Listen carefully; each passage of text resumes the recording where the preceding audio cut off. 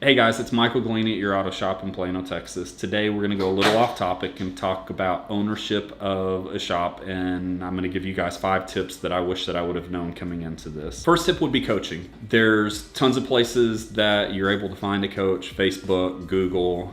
Reach out to other shop owners. A lot of us are going to be more than willing to give you the information. The reason why is that they're a book of knowledge. Most people that have that do coaching, have had coaching in the past, and therefore it's just a complete book of knowledge.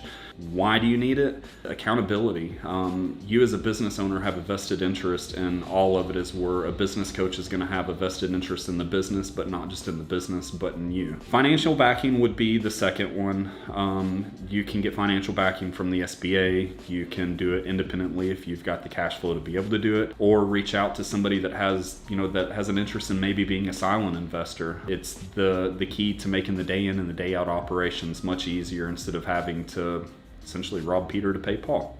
Number 3 would be location. Location, in my opinion, is super key next to the first 2 that I just talked about. You've got to get out, go through your community, drive around, go look at different areas. If you decide to specialize, go drive through the neighborhoods, look at the vehicles that are there, because you can find a location that's kind of off the beaten path, but the amount of money that it's going to cost to generate the flow of work to come in is substantially different. How you can find it, I contacted a city inspector to see if they knew of any location that was kind of in the area of what I was thinking, and it just happened to fall sort of in my lap. Another way that you can do it is reach out to a local realtor, somebody that's involved in the community.